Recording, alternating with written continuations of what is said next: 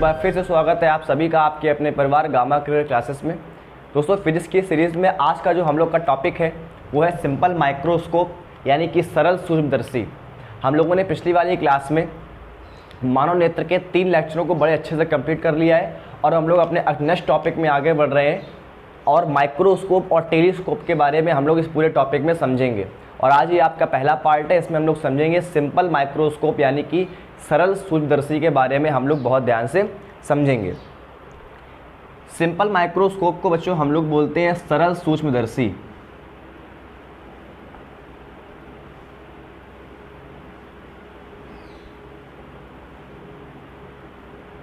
Simple microscope मतलब सरल सूक्ष्मदर्शी। माइक्रोस्कोप, माइक्रो मतलब होता है बहुत छोटा, माइक्रो मतलब सूक्ष्म और स्कोप मतलब देखना। माइक्रो मतलब होता है सूक्ष्म और स्कोप मतलब देखना, मतलब एक बहुत छोटी सी वस्तुओं को जिनको हम लोग शायद अपनी आंखों से नहीं देख सकते हैं, ऐसी वस्तुओं को हम लोग एक यंत्र की सहायता से उनको बड़ा करके देखते हैं। वो जो यंत्र होता है उसी को हम लोग बोलते हैं माइक्रोस्कोप। यानी माइक्रोस्कोप एक ऐसा यंत्र है जिसकी सहायता से हम अपने निकट स्थित छोटी से छोटी वस्तु जिसको हम लोग बिना उस यंत्र से नहीं देख सकते हैं, उनको हम लोग उस यंत्र की सहायता से बड़ा करके देखते हैं। जैसे कि वायरस हो गए, जीवाणु हो गए, कोई बहुत छोटी वस्तु जिसको, जैसे आपने कोई वॉच पहनी है, वॉच के अंदर जो उसके इंस्ट्रूमेंट होते हैं, जो उसके पार्ट होते हैं, वो बड़े छोटे छोटे पार्ट होते हैं, इसलिए उनको भी देखने के लिए, मतलब ऐसी कोई भी वस्तु जिसको हम लोग अपनी आंखों से नहीं देख सकते हैं, उस वस्तु को बड़ा करके देखने के लिए हम लोग एक यंत्र का प्रयोग करते हैं जो कि होता है माइक्रोस्कोप यानी कि सूक्ष्मदर्शी। तो माइक्रोस्कोप की परिभाषा क्या होगी कि माइक्रोस्कोप बच्चों एक ऐसा यंत्र है जिसकी सहायता से हम अपने निकट स्थित सूक्ष्म वस्तुओं को बड़ा करके उनके प्रतिबिंब देखते हैं, जिससे कि वो हमें वस्तु दिखाई देने लगती है। ऐसा यंत्र क्या कहलाता है बच्चों? माइक्रोस्कोप यानी कि सूक्ष्मदर्शी कहलाता है। अब इसके आगे, अब माइक्रोस्कोप भी बच्चों 2 प्रकार के होंगे। पहला आपका है सिंपल माइक्रोस्कोप और इसके बाद हम लोग पढ़ेंगे कंपाउंड माइक्रोस्कोप यानी कि संयुक्त सूक्ष्मदर्शी। तो पहला है आपका सिंपल माइक्रोस्कोप यानी कि सरल सूक्ष्मदर्शी और दूसरा है आपका कंपाउंड माइक्रोस्कोप यानी कि संयुक्त सूक्ष्मदर्शी, जो कि हम लोग का अगला टॉपिक होने वाला है। तो सिंपल माइक्रोस्कोप में अंतर क्या होता है बच्चों? सिंपल माइक्रोस्कोप में अंतर ये होता है कि इसमें क्या होता है, केवल एक कॉन्वेक्स लेंस होता है। कैसा लेंस होता है? अ कॉन्वेक्स लेंस, यानी केवल एक कॉन्वेक्स लेंस होगा।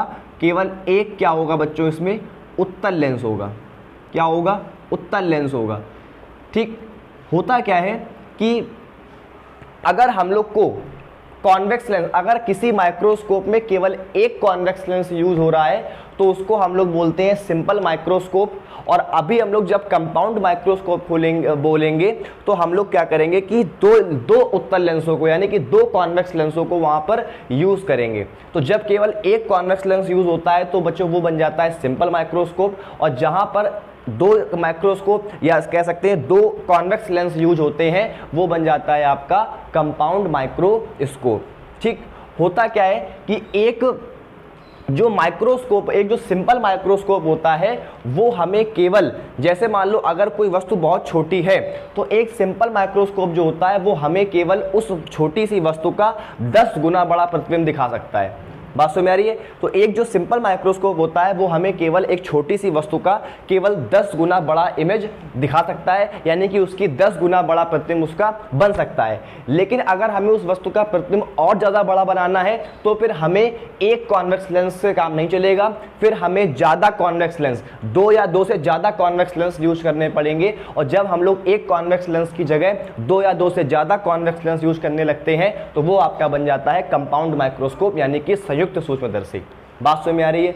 लेकिन बच्चों एक से ज्यादा उत्तल लेंस लगाने पर हम लोग को एक लॉस भी होता है। लॉस क्या होता है बच्चों कि हर एक लेंस क्या करता है, जब किसी लेंस से कोई लाइट पास होती है, कोई लाइट गुजरती है, तो वो लेंस उस लाइट का कुछ परसेंटेज भाग क्या करता है कि एब्जॉर्ब भी कर लेता है और बाकी की लाइट वो आगे अपने से आर पार निकाल देता है। तो अगर हम लोग ज़्यादा कॉन्वेक्स लेंस यूज करेंगे कंपाउंड माइक्रोस्कोप में, तो कंपाउंड माइक्रोस्कोप में एक लॉस ये भी होता है कि जब हम लोग ज़्यादा कॉन्वेक्स लेंस यूज करते हैं तो मान लीजिए हमने कोई लाइट यहाँ से एक लेंस से पास कराई तो उस लेंस ने क्या किया, मान लो 10% लाइट एब्जॉर्व कर ली और 90% आगे भेज दी। फिर आगे एक और उत्तल लेंस लगाए, उसने भी क्या किया, जितने उसके ऊपर लाइट आई उसने 10% एब्जॉर्व कर लिया और 90% आगे भेज दिया। तो हर लेंस कुछ लाइट क्या कर लेता है, एब्जॉर्व कर लेता है। इसलिए अगर हम ज़्यादा लेंस लगाएंगे तो जो हमको लाइट फाइनली जो लाइट मिलेगी वो बहुत उसकी इंटेंसिटी क्या होगी, तीव्रता क्या होगी, कम होगी, क्योंकि हर लेंस ने लाइट क्या कर ली है, कुछ परसेंटेज एब्जॉर्ब कर ली है। इसलिए बच्चों सिंपल माइक्रोस्कोप में केवल एक कॉन्वेक्स लेंस होता है, जबकि कंपाउंड माइक्रोस्कोप में हम लोग एक से ज़्यादा यानी कि 2 कॉन्वेक्स लेंसों का यूज़ करेंगे। तो बच्चों एक कॉन्वेक्स लेंस, और इस कॉन्वेक्स लेंस में एक खास बात ये होती है कि इसकी जो फोकस दूरी होती है वो कम होती है। इसकी फोकस दूरी क्या होती है, कम, या फिर हम लोग ये भी कह सकते हैं कि इसकी पावर क्या होती है, ज़्यादा होती है। तो इसकी फोकस दूरी क्या होती है, कम, और इसकी पावर क्या होती है, इस लेंस की ज़्यादा पावर होती है।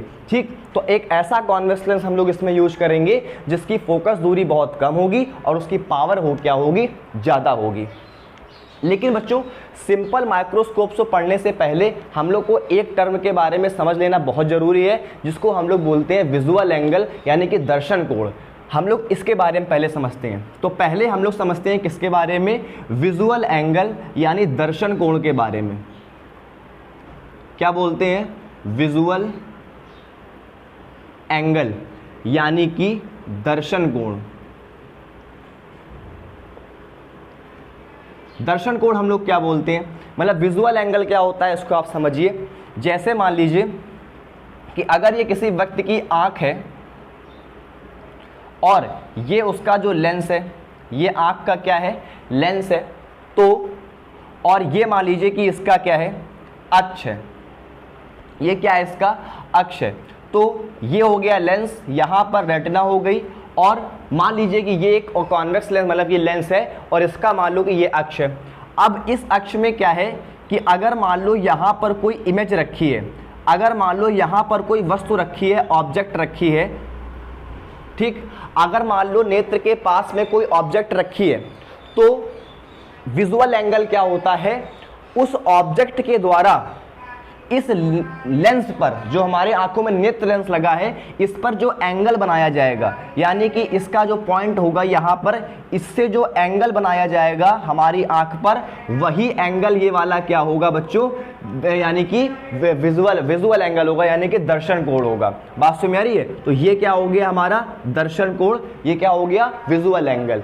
तो वस्तु द्वारा जो आंख पर बनाया गया कोण होता है उसी को हम लोग क्या बोलते हैं, दर्शन कोण यानी कि विजुअल एंगल बोलते हैं। ठीक, अब इस विजुअल एंगल की इंपॉर्टेंस क्या है, इसका क्या उपयोग है? तो बच्चों विजुअल एंगल का इंपॉर्टेंस ये है कि विजुअल एंगल की सहायता से हम लोग ये पता लगाते हैं कि जो हमें वस्तु दिखाई दे रही है वो कितनी बड़ी है या कितनी छोटी है। सिंपल सी बात यह है कि विजुअल एंगल का मान जितना बड़ा होता है वस्तु भी हमें उतनी ही बड़ी दिखाई देती है, और विजुअल एंगल का मान जितना कम होता है वस्तु हमें उतनी ही छोटी दिखाई देती है। कम ऑन, फिर से मैंने क्या बोला, जब जितना विजुअल एंगल का मान बड़ा होगा वस्तु हमें उतनी ही बड़ी दिखाई देगी, और जितना विजुअल एंगल का मान यानी जितना दर्शन कोण का मान छोटा होगा उतनी वस्तु हमें छोटी दिखाई देगी। अगर ये वस्तु मान लो इससे दूर रखी होती, अगर मान लो ये ऑब्जेक्ट थोड़ी इससे दूर रखी होती, मान लो ये ऑब्जेक्ट यहाँ पर रखी है, ये ऑब्जेक्ट हमने थोड़ी इससे दूर कर दी, अगर ये ऑब्जेक्ट यहाँ पर रखी है तो अब ये जितना यहाँ पर एंगल बनाएगी, अब कितना एंगल बनाएगी, तो अब ये एंगल बना रही है इस तरह से। ठीक, तो अब देखो, अब ये वाला एंगल कितना बनेगा, ये वाला एंगल, अब एंगल कितना बनेगा, इतना, और पहले कितना एंगल बन रहा था, इतना, तो अब एंगल बनना है सिर्फ इतना, और पहले वाला कितना बन रहा था, ये वाला एंगल, यानी पहले वाला एंगल क्या था, बड़ा था, और छोटा, बाद वाला एंगल क्या हो गया, छोटा हो गया। इसका मतलब कि यहाँ पर जब वस्तु रखी थी तो वो हमें बड़ी दिखाई दे रही थी, और अब वस्तु क्या हमें दिखाई दे रही है, छोटी दिखाई दे रही है। क्यों? क्योंकि यहाँ पर रखने पर विजुअल एंगल यानी दर्शन कोण का मान क्या हो गया, कम हो गया, और जब वो वस्तु पास में थी तो दर्शन कोण का मान क्या था, ज़्यादा था। इसलिए ध्यान रखना कि दर्शन कोण का मान जितना ज़्यादा होगा, विजुअल एंगल का मान जितना ज़्यादा होगा, वस्तु हमें उतनी ही बड़ी दिखाई देगी, और दर्शन कोण यानी कि विजुअल एंगल का मान जितना कम होगा वस्तु हमें उतनी ही छोटी दिखाई देगी। सबको समझ में आ रहा मेरी बात? ठीक, तो ये बात होती है विजुअल एंगल की।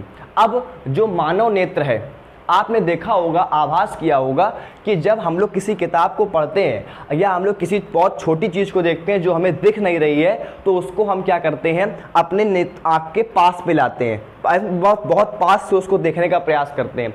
पास से देखने पर होता क्या है कि पास से देखने पर जब हम उसको पास में लाते हैं तो उसका विजुअल एंगल क्या होता है, बढ़ता है, यानी दर्शन कोण का मान क्या होता है, बढ़ता है, यानी कि वो हमें छोटी चीज़ बहुत बड़ी दिखाई देने लगती है। कब? जब हम उस वस्तु को अपनी आंखों के पास लाते हैं। तो इसका मतलब ये हुआ, अच्छा अब हमने उसको देखने के लिए बिना किसी यंत्र का प्रयोग तो किया नहीं, इसका मतलब हम बिना किसी यंत्र के भी विजुअल एंगल का मान बढ़ा सकते हैं। बिना किसी यंत्र के प्रयोग के, बिना किसी माइक्रोस्कोप के प्रयोग के विजुअल एंगल का मान हम बढ़ा सकते हैं, लेकिन एक लिमिट तक बढ़ा सकते हैं। कितनी लिमिट तक? 25 सेंटीमीटर तक। 25 सेंटीमीटर तक अगर तुम उसको पास लाओगे तब तो उसका विजुअल एंगल बढ़ता चला जाएगा, तुम्हें दिखेगा। कुछ तुम्हें यहाँ से नहीं दिख रही है तो तुम क्या करते हो, उसको पास में लाते हो। पास लाने पर मतलब कहाँ तक? 25 सेंटीमीटर तक। 25 तक पास लाओगे, 25 सेंटीमीटर तक, तो उसका विजुअल एंगल लगातार बढ़ेगा। लेकिन जब 25 सेंटीमीटर के थोड़ा आगे अगर तुम लेकर आए तो वो वस्तु दिखना बंद हो जाएगी, यानी कि ब्लर हो जाएगी। इसलिए हम बिना किसी यंत्र के विजुअल एंगल का मान बढ़ा सकते हैं, लेकिन तब तक जब तक वो 25 सेंटीमीटर तक आती है। 25 सेंटीमीटर तक आने तक उसका विजुअल एंगल बढ़ा सकते हैं, लेकिन उसके बाद हम लोग विजुअल एंगल नहीं बढ़ा सकते हैं। और अगर हमें उसके बाद विजुअल एंगल बढ़ाना है तो फिर हम प्रयोग करते हैं माइक्रोस्कोप का। समझ में आ रही मेरी बात? तो जितना विजुअल एंगल का मान बड़ा होगा वस्तु उतनी ही बड़ी दिखाई देगी, और जितना विजुअल एंगल का मान कम होगा वस्तु हमें उतनी ही छोटी दिखाई देगी। और यहाँ से आप एक बात ये भी समझ गए कि वस्तु जितना नेत्र के पास में होती है उसका विजुअल एंगल उतना ही बड़ा होता है, और जितना वस्तु नेत्र से दूर जाती है उसका विजुअल एंगल उतना ही क्या हो जाता है, कम हो जाता है। तो नेत्र के पास लाने पर विजुअल एंगल का मान बढ़ेगा, जबकि नेत्र से दूर ले जाने पर वस्तु को विजुअल एंगल का मान कम होगा। लेकिन मैंने आपको अभी एक बात बताई, उसको भी याद रखना कि विजुअल एंगल का मान अगर तुम बिना किसी यंत्र की सहायता से वस्तु को देख रहे हो तो विजुअल एंगल का मान वस्तु को पास लाने पर केवल तब तक बढ़ेगा जब तक वो 25 सेंटीमीटर पर रखी होगी।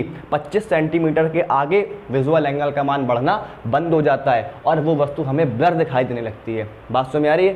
क्योंकि मानव की आंख का जो निकट बिंदु होता है 25 सेंटीमीटर पर होता है, मतलब 25 सेंटीमीटर तक ही उसको क्लियर दिखता है। बात समझ में आ रही है? इसलिए दर्शन कोण का मान केवल 25 सेंटीमीटर तक ही बढ़ेगा। ठीक, तो पास आने पर बढ़ेगा, दूर ले जाने पर घटेगा। और दूसरी बात, जितना बड़ा विजुअल एंगल उतनी बड़ी वस्तु, जितना छोटा विजुअल एंगल उतनी छोटी वस्तु हमको दिखाई देती है। क्लियर है? तो विजुअल एंगल का मतलब समझ में आ गया। अब हम लोग बढ़ते हैं सिंपल माइक्रोस्कोप यानी कि एक सरल सूक्ष्मदर्शी में। चलिए स्टार्ट करते हैं। तो बच्चों, सिंपल माइक्रोस्कोप में मैंने अभी आपको बताया कि इसमें केवल एक सिंगल कॉन्वेक्स लेंस होगा जिसको हम लोग यूज करेंगे, मतलब केवल एक अकेला कॉन्वेक्स लेंस इसमें होगा। बच्चों जरा ध्यान समझने का प्रयास करना। जैसे मैं आपको सिंपल माइक्रोस्कोप का अगर फिगर बनाऊं तो बच्चों सिंपल माइक्रोस्कोप में क्या होता है, ये आपका एक अक्ष हो गया, यहाँ पर एक सिंपल माइक्रोस्कोप है, मतलब कि एक केवल अकेला कॉन्वेक्स लेंस रखा है। अब सिंपल माइक्रोस्कोप में बच्चों एक खास बात ये होती है कि इसमें जो हमारी ऑब्जेक्ट रखी है, इसमें जो हमारी ऑब्जेक्ट रखी होती है, जो हमारी ऑब्जेक्ट इसमें रखी होगी बच्चों, वो रखी होगी इसके फोकस और ऑप्टिकल सेंटर यानी कि प्रकाशिक केंद्र के बीच में। यानी कि ये जो वस्तु रखी होगी इसका ऑप्टिकल सेंटर कहाँ है, यहाँ है, और इसका फोकस मान लो यहाँ पर है। तो जो वस्तु रखी होगी वो इसके फोकस और ऑप्टिकल सेंटर के बीच में रखी होगी, जिसको हम लोग प्रथम फोकस भी बोलते हैं। इसका द्वितीय फोकस कहाँ होता है, इस तरफ, और प्रथम फोकस कहाँ होता है, इस तरफ। तो जो वस्तु रखी होती है वो रखी होती है ऑप्टिकल सेंटर और प्रथम फोकस के बीच में, यानी कि फोकस और ऑप्टिकल सेंटर के बीच में वस्तु रखी होगी। यानी कि हमने वस्तु को कहाँ रखा है, ऑप्टिकल सेंटर और फोकस के बीच में। इससे जो पहली रे निकलेगी वो निकलेगी इसके प्रकाशिक अक्ष के समांतर, प्रकाशिक अक्ष के समांतर एक रे निकलेगी। और प्रकाशिक अक्ष के समांतर जब कोई रे निकलती है, जब कोई रे प्रकाशिक अक्ष के समांतर निकलती है तो हम लोग पढ़ चुके हैं कि वो कहाँ से निकलेगी, इसके द्वितीय फोकस से निकलेगी। तो इसका द्वितीय फोकस मान लो यहाँ कहीं पर है, तो जो इसकी मतलब कि प्रकाशिक केंद्र से जो रे इसके प्रकाशिक अक्ष के समांतर जा रही थी वो अब निकलेगी इसके द्वितीय फोकस से, यानी कि वो रे इस तरह से क्या होगी, द्वितीय फोकस से निकल जाएगी। ठीक, और दूसरी रे जो आएगी वो आएगी इसके ऑप्टिकल सेंटर यानी कि प्रकाशिक केंद्र से। और हम सभी लोग जानते हैं कि जो रे प्रकाशिक केंद्र से जाती है, जो रे प्रकाशिक केंद्र से जाती है, वो रे अपने मार्ग में बिना डेविएट हुए, बिना डेविएशन के यानी कि बिना किसी विचलन के सीधे निकल जाती है। बात समझ में आ रही है? तो जो किरण प्रकाशिक केंद्र से होकर जाएगी वो बिना किसी विचलन के अपने मार्ग में सीधे निकल जाएगी। अब आप लोग यहाँ पर एक बात समझ पा रहे होंगे कि ये जो दो रे हैं, अब अगर हमारी आंख मान लो यहाँ पर है,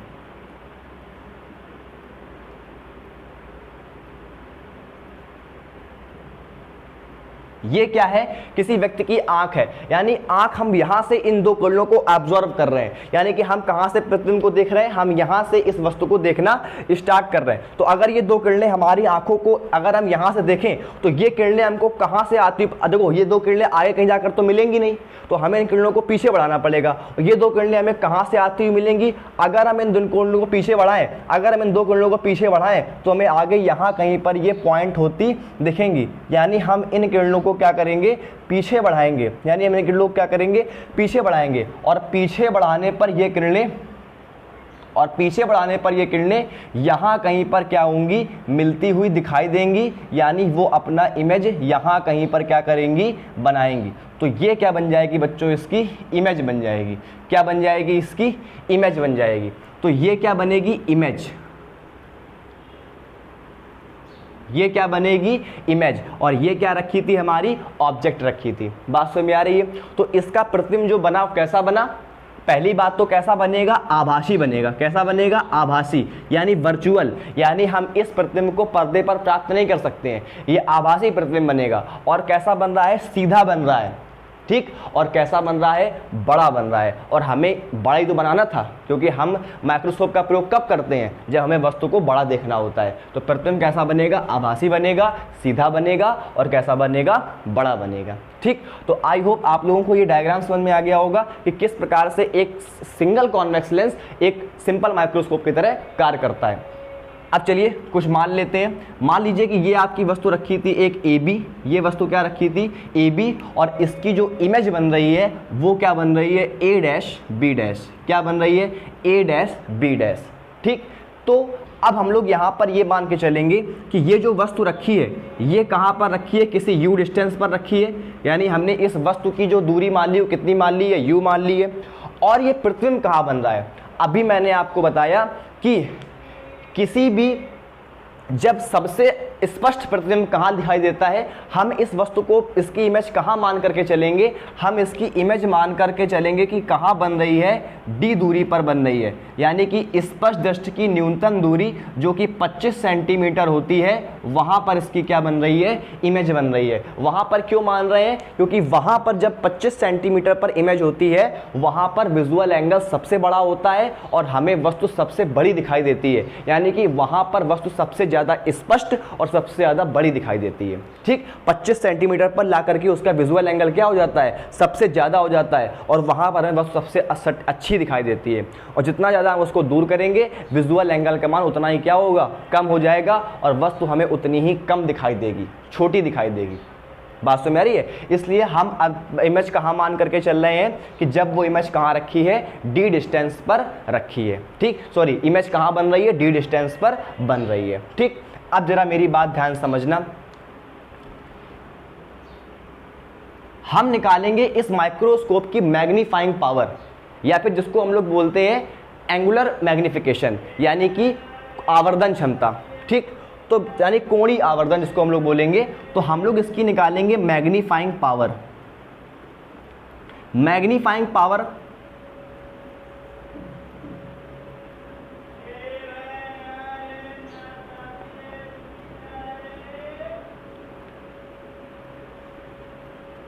मैग्नीफाइंग पावर, या फिर इसी को हम लोग बोलते हैं एंगुलर मैग्निफिकेशन।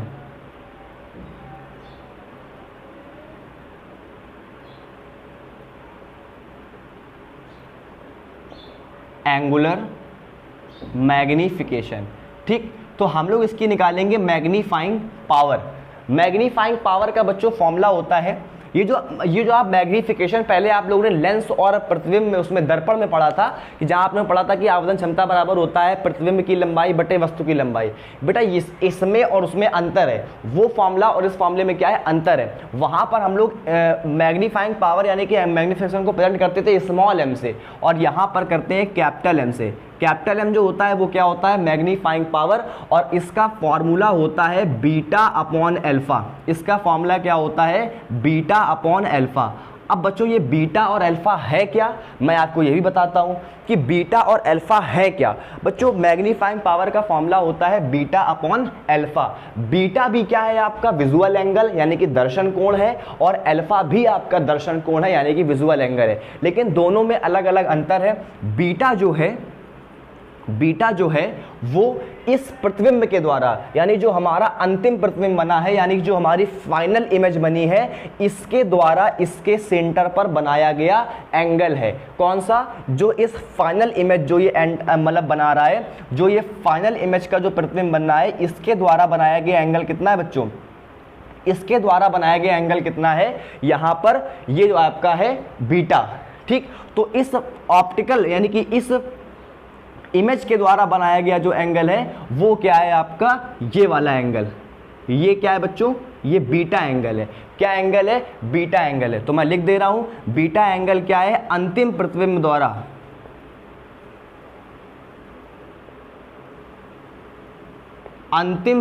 द्वारा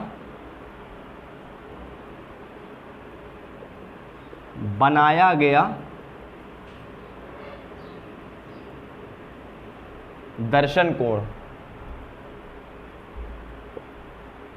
अंतिम प्रतिबिंब द्वारा बनाया गया दर्शन कोण। ठीक, तो ये जो फाइनल इमेज है ये इस ऑप्टिकल सेंटर पर जितना एंगल बना रही है वही क्या होगी बच्चों, इसका क्या होगा, बीटा यानी कि दर्शन कोण होगा अंतिम प्रतिबिंब द्वारा। अच्छा, अंतिम प्रतिबिंब हम लोग कब बना पाते हैं ये वाला, जब हम लोग इस वस्तु को यहां से देख रहे हैं, किस प्रकार, लेंस लगा करके देख रहे हैं। ये हमारी आंख है और हमारी आंख इस लेंस लगा करके देख रही है, लेंस को लगा करके इस वस्तु को देख रही है, तो उसकी इमेज कहां बन रही है, ये बन रही है। आप इस पूरे डायग्राम को समझे, हमारी आंख ये है, हम अपनी आंख के आगे इस लेंस को लगा करके इस वस्तु को देख रहे हैं, तो ये इमेज बना रही है इसकी यहां पर, क्योंकि हमने क्या यूज कर लिया है, एक सिंपल माइक्रोस्कोप को यूज कर लिया है। तो उसने इस वाली वस्तु का एक बड़ा प्रतिबिंब हमको दिखा दिया और हमने उस वस्तु को क्या कर लिया, एब्जॉर्ब कर लिया यानी कि देख लिया। ठीक, तो बीटा क्या होगा, इस अंतिम प्रतिबिंब द्वारा बनाया गया दर्शन कोण। ठीक, अब जितना एंगल यहां पर ये वाला होगा उतना ही एंगल ये वाला यहां पर भी होगा बीटा, और वही एंगल हमें यहां पर दिखेगा। मेरी बात समझ में आ रही है। तो ये वाला एंगल क्या हो जाएगा, बीटा एंगल, अंतिम प्रतिबिंब के द्वारा यहां पर केंद्र पर बनाया गया दर्शन कोण। तो ये हो गया बीटा। अब अल्फा क्या है, और दूसरी बात, ये बीटा एंगल तब बनेगा जब हम लोग इस वस्तु को यंत्र से देख रहे होंगे, यानी कि यहां पर लिख भी देंगे ब्रैकेट में कि अंतिम प्रतिबिंब दर्शन कोण, और ब्रैकेट में क्या लिखोगे, यंत्र के साथ, यानी यंत्र के साथ हम लोग देख रहे हैं।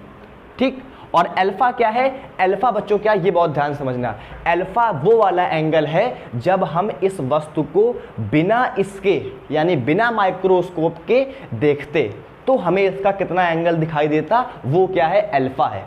ठीक, अल्फा कौन सा एंगल है, बिना यंत्र के, किसके, बिना यंत्र के, यानी बिना माइक्रोस्कोप को यूज करे हम अगर इस वस्तु को अपनी आंखों से देखते तो कितना दर्शन कोण बनता, वही है अल्फा। अल्फा क्या है, बिना यंत्र के वस्तु द्वारा, मैं लिख दे रहा हूं, बिना यंत्र के वस्तु द्वारा नेत्र पर बनाया गया दर्शन कोण, नेत्र पर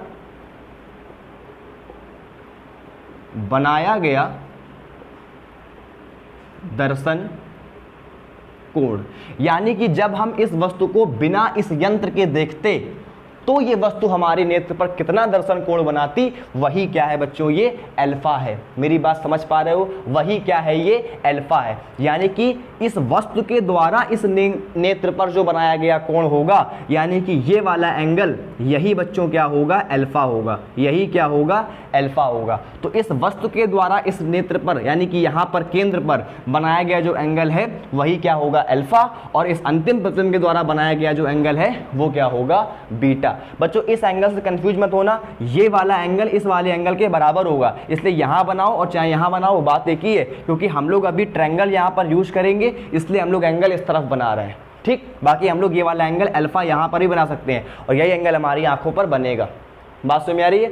तो आप लोग एक बात समझ गए कि बीटा क्या है? बीटा है बच्चों जब हम लोग इस वस्तु को यंत्र के साथ लगा करके देखते हैं तो जो उसकी इमेज बनती है, जो उसका अंतिम प्रतिबिंब बनता है, उसके द्वारा हमारे नेत्र पर बनाया गया दर्शन कोण। और अल्फा क्या है? अल्फा है इस वस्तु के द्वारा बनाया गया दर्शन कोण। जब हम इस वस्तु को बिना यंत्र की सहायता से देख रहे हैं। तो ये बच्चों क्या है? अल्फा, और ये हमारा बड़ा वाला एंगल क्या है? बीटा है।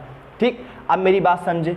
अब बच्चों यहां पर एक बात समझना, यहां पर होता क्या है कि इस वस्तु को, जो ये वस्तु है, अब आप लोग को एक बात समझ में आ रही होगी क्या? ध्यान देना मेरी बात को।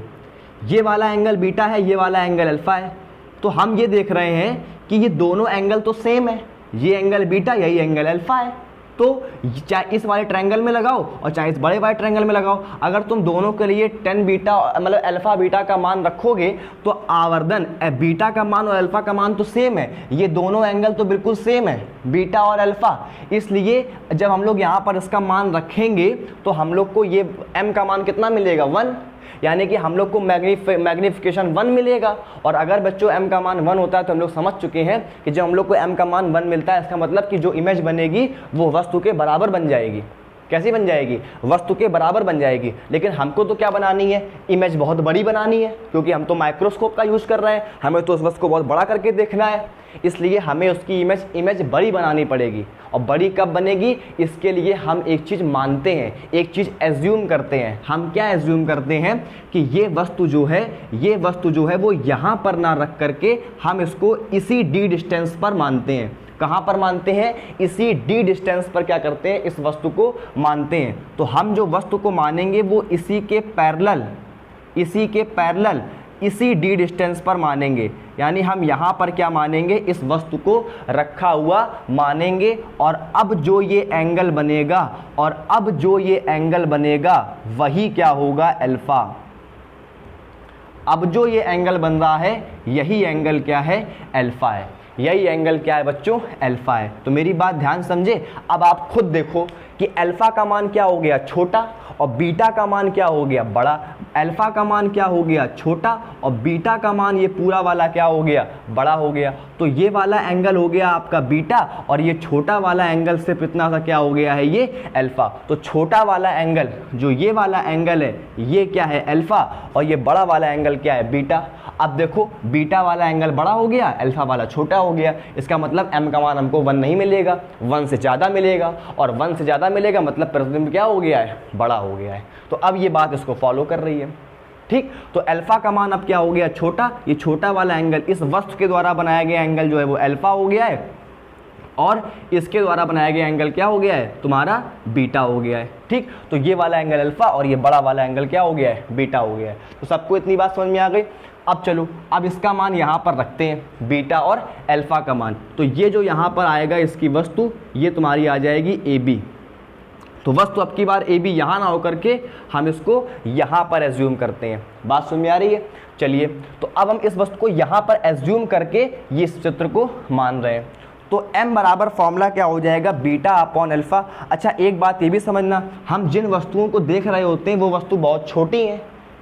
वो वस्तु क्या है? बहुत छोटी है, तभी तो उसको बड़ा करके देख रहे हैं। इसका मतलब जो वस्तुएं ये एंगल बनाएंगी ये भी क्या होंगे? बहुत छोटे होंगे। तो अगर ये अल्फा और जो बीटा एंगल हैं, कोण हैं, वो बहुत छोटे हैं। कैसे हैं? बहुत छोटे हैं, वेरी स्मॉल। अगर ये एंगल बहुत छोटे हैं तो हम जानते हैं कि अल्फा बराबर किसके होता है? 10 अल्फा के, और बीटा किसके बराबर हो सकता है? 10 बीटा के बराबर हो सकता है। तो अल्फा किसके बराबर हो सकता है? 10 अल्फा के, और बीटा किसके बराबर हो सकता है? 10 बीटा के बराबर हो सकता है। यानी हम मैग्नीफाइंग पावर का फॉर्मूला लिख सकते हैं, m बराबर 10 बीटा, m बराबर 10 बीटा अपॉन 10 अल्फा। तो हम मैग्नीफाइंग पावर का फॉर्मूला क्या लिख सकते हैं? मैं थोड़ा इसको साइड में लिखता हूँ। m बराबर हम लोग क्या लिख सकते हैं? हम लोग लिख सकते हैं m बराबर 10 बीटा अपॉन 10 अल्फा। बीटा की जगह 10 बीटा और अल्फा की जगह tan अल्फा हमने पुट कर दिया। अब tan बीटा देखो, tan बीटा क्या कर सकते हैं, tan बीटा हम कैसे निकाल सकते हैं, बीटा ये वाला एंगल है, बीटा कौन सा एंगल है, बीटा इस इमेज के द्वारा बनाया गया एंगल है, ठीक।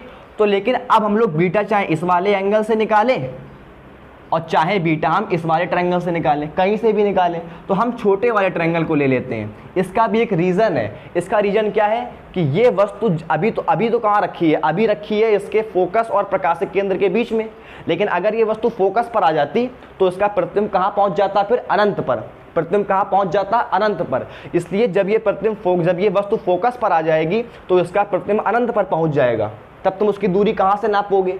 इसलिए हम इस छोटे वाले एंगल को लेना ज़्यादा सही रहेगा। इसलिए हम tan बीटा के लिए क्या यूज़ करेंगे, हम tan बीटा के लिए यूज़ करेंगे ये छोटा वाला ट्रायंगल, यानी कि ये ABO, ये वाला ट्रायंगल यूज़ करेंगे। तो छोटे वाले ट्रायंगल tan बीटा क्या लगाओगे, tan बीटा क्या हो जाएगा, लंब बटे आधार, लंब क्या हो जाएगा इसका, ये AB हो जाएगा लंब,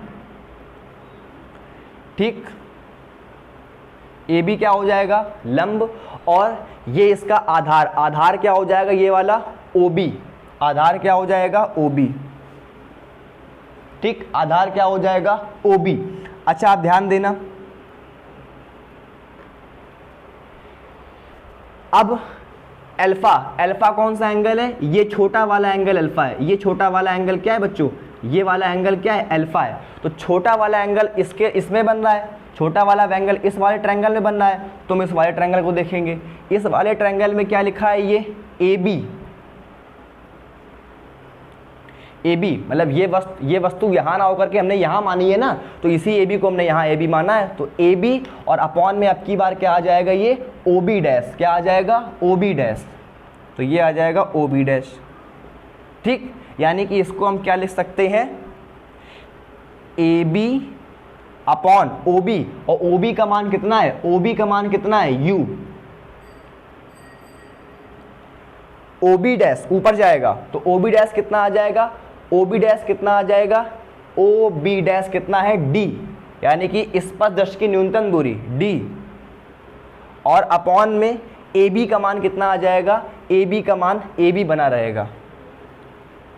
लेकिन एक बात समझना, ये जो D दूरी और जो ये U दूरी है, जो ये D और ये जो U है, ये जब तुम नापने के लिए चलोगे तो तुम प्रकाशिक केंद्र से इस तरफ चलोगे, और रे कहाँ जा रही है, सब इस तरफ, रे कहाँ जा रही है इस तरफ, तो तुम उल्टा चलोगे, तो जब तुम इस तरफ चलोगे तो ये माइनस में आ जाएंगे, यानी यहाँ पर जो D रहेगा वो भी माइनस का रहेगा और U भी किसका रहेगा, माइनस का रहेगा। AB से AB हो जाएगा कैंसिल, और माइनस से माइनस क्या हो जाएगा, कैंसिल, और फाइनली जो फॉर्मूला आएगा मैग्नीफाइंग पावर का, यानी कि आवर्धन क्षमता का, वो कितना आ जाएगा, D अपॉन U, कितना आ जाएगा, D अपॉन U। ये बच्चों एक इसका नॉर्मल फॉर्मूला है, सबसे बेसिक फॉर्मूला है कि m बराबर क्या हो जाता है, D अपॉन U, ये इसका सबसे बेसिक फॉर्मूला है। अब हम लोग इसके कुछ केस देख लेते हैं।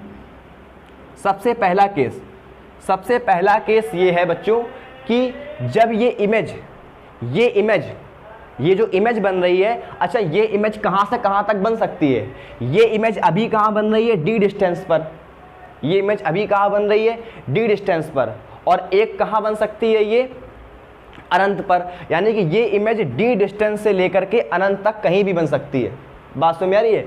तो D डिस्टेंस पर इसका विजुअल एंगल क्या होगा, सबसे ज़्यादा होगा, जबकि अनंत पर इसका विजुअल एंगल क्या होगा, सबसे कम होगा। मैंने आपको बताया था ना अभी, जितना ज़्यादा तुम पास लाओगे वस्तु को उतना विजुअल एंगल बढ़ता चला जाएगा। तो D पर विजुअल एंगल सबसे ज़्यादा मैक्सिमम होगा, और वहाँ पर अनंत पर सबसे ज़्यादा क्या होगा, विजुअल एंगल कम होगा। अगर हम सबसे केस फर्स्ट की बात करें, और अगर हम यहाँ पर D डिस्टेंस की बात करें और हम मैग्नीफाइंग का फॉर्मूला लगाएं, तो ध्यान रखना कि जब ये वस्तु D डिस्टेंस पर होगी तो इसका जो मैग्नीफाइंग होगा, यानी कि जो इसका आवर्धन होगा, वो सबसे ज़्यादा मैक्सिमम होगा। कितना होगा, सबसे ज़्यादा मैक्सिमम होगा। हमें बस सबसे ज़्यादा बड़ी दिखाई देगी, और बड़ी मतलब उसका विजुअल एंगल सबसे ज़्यादा हो जाएगा।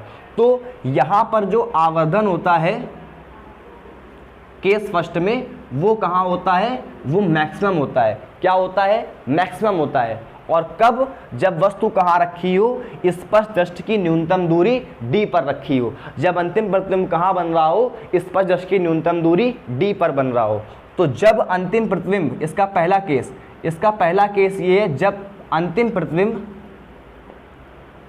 यानी फाइनल इमेज कहाँ बन रही हो, डी पर बन रही हो, यानी स्पष्ट दृष्टि की न्यूनतम दूरी डी पर बने। तो जब वस्तु की जो फाइनल इमेज है वो कहाँ बने, स्पष्ट दृष्टि की न्यूनतम दूरी डी पर बने, जहाँ की अभी बन रही है, तो उस समय इसका मैग्नीफाइंग यानी कि सबसे मैग्नीफाइंग पावर, उसका आवर्धन सबसे क्या होगा, ज़्यादा होगा, यानी हमको इस अवस्था में वस्तु सबसे बड़ी दिखाई देगी। बात समझ में आ रही है? तो अब उसके लिए हम लोग यूज करेंगे लेंस का फॉर्मूला। लेंस का फॉर्मूला क्या हो जाएगा, 1/f बराबर 1/v माइनस का 1/u। एक बच्चा कर लूँ, आपको दिख रहा है सब कुछ, ये ठीक है, सबको दिख रहा होगा मेरे ख्याल से, बिल्कुल सही। तो 1/f बराबर 1/v माइनस का 1/u, ये लेंस का फॉर्मूला होता है। अब हम सभी लोग जानते हैं कि हमारी जो फाइनल इमेज है वो कहाँ बन रही है, वो बन रही है, फाइनल इमेज हमारी कहाँ बन रही है, डी डिस्टेंस पर, यानी कि u का v का मान कितना हो जाएगा, माइनस का d, v का मान कितना हो जाएगा, माइनस का d। तो v का मान हो गया कितना, माइनस का d। और अगर ये v का मान माइनस का d है तो उस कंडीशन में अब वस्तु कहाँ रखी होगी, वस्तु को हम कहाँ रख रहे हैं, वस्तु को हम किसी u डिस्टेंस पर रख रहे हैं, वस्तु को हम किसी u डिस्टेंस पर रख रहे हैं। तो u का मान क्या होगा, माइनस का u, u का मान क्या होगा, माइनस का u, क्योंकि हमने वस्तु को u डिस्टेंस पर रखा है। अब u डिस्टेंस कहीं भी हो सकती है, u डिस्टेंस जो है वो प्रकाशिक केंद्र से फोकस के बीच में कहीं पर भी हो सकती है। सर ध्यान रखना अभी ये बात, सिंपल माइक्रोस्कोप में हम लोग वस्तु को कहाँ पर रखते हैं, O और F के बीच में रखते हैं, यानी कि प्रकाशिक केंद्र से फोकस के बीच में उसको कहीं पर भी रख सकते हैं। तो यहाँ पर इसका u का मान होगा जो कि किस में होगा, माइनस, माइनस में क्यों, क्योंकि हम उल्टा चलेंगे। और इमेज कहाँ बन रही है, हमने लिखा है क्या है, जब फाइनल इमेज कहाँ पर बने, डी पर बने, यानी कि यहाँ पर डी पर बनेगी। तो ये हो जाएगा u का मान, v का मान माइनस डी और u का मान माइनस u, ये दोनों मान यहाँ पर रखो। तो 1/f बराबर कितना हो जाएगा, 1/v, v का मान माइनस का d और माइनस u का मान जब तुम रखोगे माइनस का u तो माइनस माइनस क्या हो जाएगा, प्लस, तो प्लस का 1/u, तो प्लस का 1/ कितना हो जाएगा, u हो जाएगा। अब तुम इसकी मैग्नीफाइंग पावर निकाल लो। तो बच्चों v का मान हो गया माइनस का d और u का मान माइनस में रखने पर माइनस माइनस क्या हो गया, प्लस हो गया। अब हम सभी लोग जानते हैं कि जो 1/u की वैल्यू होगी वो कितनी हो जाएगी, वो हो जाएगी 1/f और प्लस का 1/d, 1/f और प्लस का 1/d।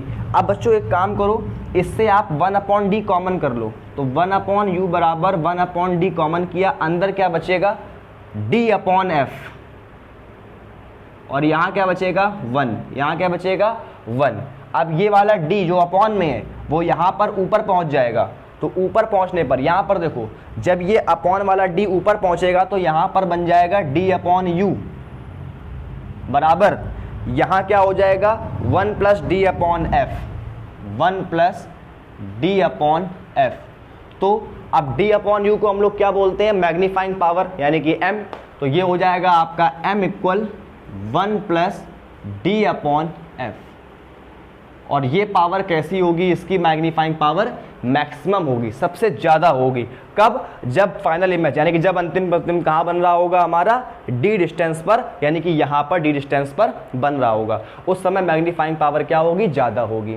क्यों, क्योंकि जब इमेज डी डिस्टेंस पर बनती है तो वो हमें सबसे ज़्यादा क्लियर दिखाई देती है, यानी कि सब उसका विजुअल एंगल सबसे ज़्यादा होता है, यानी वस्तु हमें सबसे बड़ी दिखाई देती है।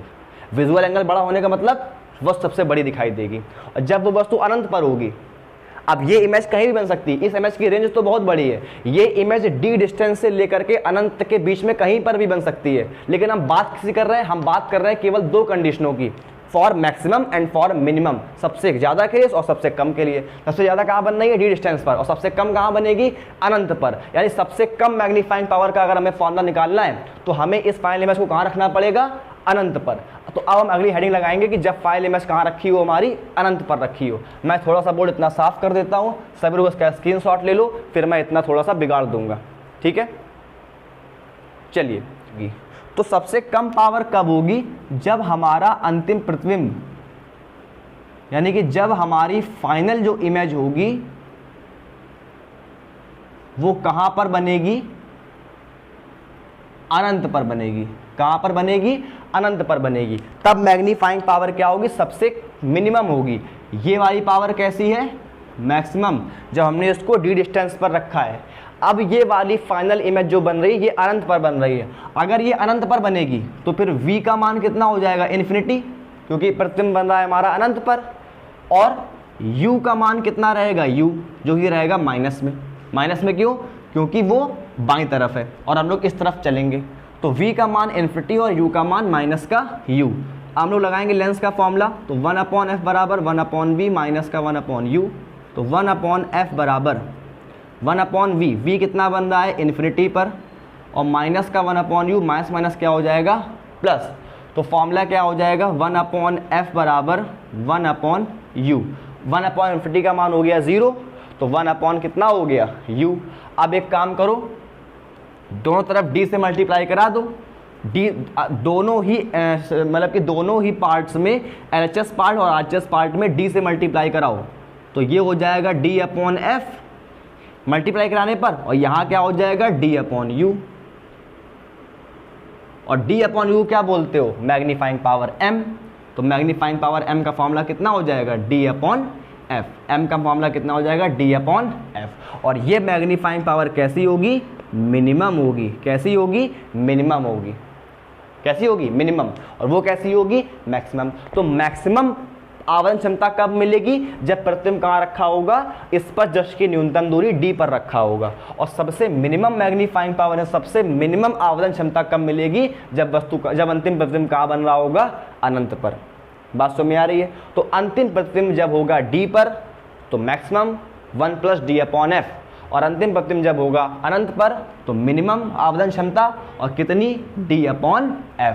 अच्छा, एक बात आपको यहाँ समझ में आ रही होगी, मैंने आपको शुरुआत में बताया था कि ये जो लेंस होता है इसकी फोकस दूरी कैसी होनी चाहिए? कम होनी चाहिए, और पावर क्या? ज़्यादा होनी चाहिए। तो फोकस दूरी कम आप यहाँ से समझ सकते हो। कैसे? कि फोकस दूरी का मान जितना कम होगा मैग्नीफाइंग पावर उतनी ज़्यादा होगी। तो फोकस दूरी का मान हमें कम रखना है, इसलिए मैंने शुरुआत में आपसे कहा था कि फोकस दूरी का मान कम होना चाहिए इस लेंस की, और पावर क्या होनी चाहिए? ज़्यादा होनी चाहिए। यहाँ पर भी देख सकते हो f का मान कम होगा तो m का मान ज़्यादा होगा। इसलिए आप लोग समझ सकते हो कि जो लेंस हम लोग यहाँ पर यूज़ करेंगे उसके लिए f का मान कम, जबकि पावर उसकी ज़्यादा होनी चाहिए। तो बच्चों, ये है आपका सिंपल माइक्रोस्कोप, जिसका आपने समझा कि इस प्रकार कैसे इसका प्रोसेस चलता है। बच्चों, मैं फिर माइक्रोस्कोप का प्रयोग जो करते हैं वो हम लोग छोटी वस्तुओं को, जो हमारे नेत्र के पास में स्थित छोटी वस्तु जो होंगी, बहुत सूक्ष्म वस्तुएं होंगी, जिनको हम लोग नग्न आंखों से नहीं देख सकते हैं, उनको हम लोग माइक्रोस्कोप की सहायता से, यानी इस वाले यंत्र की सहायता से उन वस्तुओं को बड़ा करके देखते हैं। तो उसको हम लोग क्या बोलते हैं? Simple microscope. सिंपल माइक्रोस्कोप इसलिए बोलते हैं क्योंकि इसमें केवल एक सिंगल कॉन्वेक्स लेंस यूज होता है। जब हम लोग ज्यादा कॉन्वेक्स लेंस यूज करेंगे, अभी हम लोग जब यहाँ पर 2 कॉन्वेक्स लेंस लगाएंगे तो हम लोग क्या बोलेंगे? उसको कंपाउंड माइक्रोस्कोप, जिसको हम लोग नेक्स्ट वीडियो में डिस्कस करेंगे।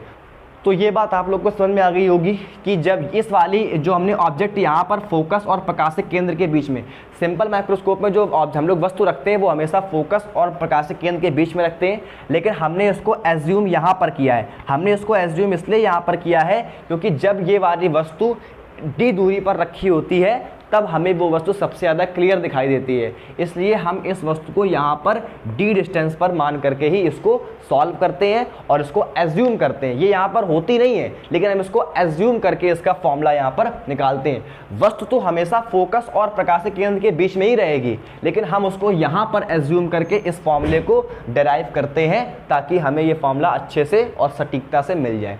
ठीक, तो आई होप आप लोग को बात समझ में आ गई होगी सारी।